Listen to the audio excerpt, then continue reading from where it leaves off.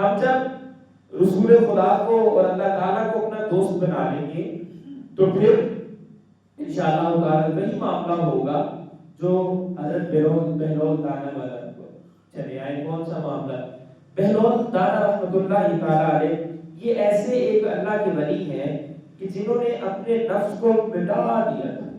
دنیا کی نفسانی خواہشات کو ایک سائڈ پہ رکھ کر صرف اللہ اور اللہ کے رسول کی بات کو مدِ نظر. بہلول دانا دمشق کے بازار کے اندر نکلے، بارش ہوئی تھی، ہلکا ہلکا بازار کے اندر چھوٹا، تو انہوں نے وہ لکڑی والی جوتی پہنی. وہ مجذوب جیسے وہ لکڑی والی جوتی نہیں پہنتے جس کے آگے صرف ایک انگوٹھا ہوتا ہے، وہ لکڑی والی جوتی پہنی ہوئی تھی. وہ اس گارے میں سے، اس ہلکے ہلکے گارے میں سے جب گزرتے تو وہ اس طرح لکڑی والی جوتی پاؤں کو لگتی تھی تو اس سے چھینٹے اڑتے تھے، گارے کے چھینٹے اڑتے تھے. جاتے جاتے تھوڑا آگے گئے، دیکھا ایک فاحشہ خاتون کا گھر آیا.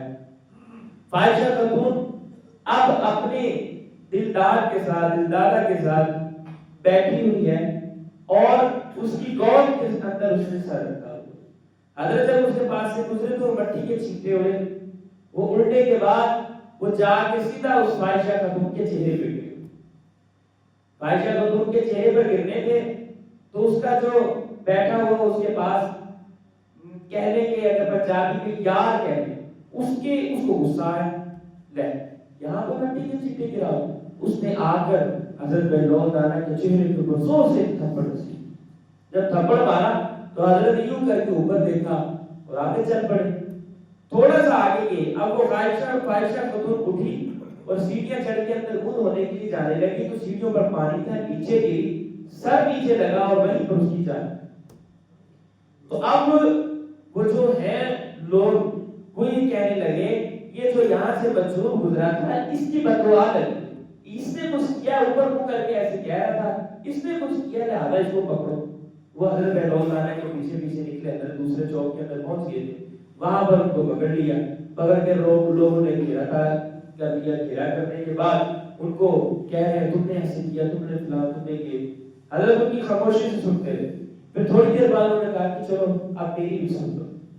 کہتے ہیں کہ میں نے اس ٹائم اوپر منہ کر کے کوئی بددعا نہیں دی تھی، میں نے کچھ بھی نہیں کہا. میں نے صرف یہ کہا تھا کہ جب میں شہر کے اندر داخل ہونے لگا تھا تو سائڈ پہ ایک حلوائی کی دکان تھی، تو حلوائی وہاں پر گرم گرم دودھ بنا رہا تھا تو اس نے یوں کر کے مجھے ایک پیالہ پلایا. میں نے وہ دودھ کا پیالہ پیا اور تھوڑی دیر بعد آنے کے بعد مجھے تھپڑ لگا. میں نے صرف اوپر منہ کر کے یہ کہا تھا ربا کہ تو دودھ میں پیالے بناتا ہے کہ کتے تو تھپڑ بناتا ہے. میں نے تو صرف یہ بات کی تھی، میں نے اور کچھ نہیں کہا. لیکن میں تمہیں بتاتا ہوں، دیکھو جب اس کے یار کو، جب اس فاحشہ خاتون کو تکلیف پہنچی تو اس کے یار نے مجھے تھپڑ مارا. اس کے یار نے مجھے تھپڑ مارا اور جب مجھے تکلیف پہنچی تو میرے رب نے اسے سزا دی. میرے رب نے اسے سزا دی.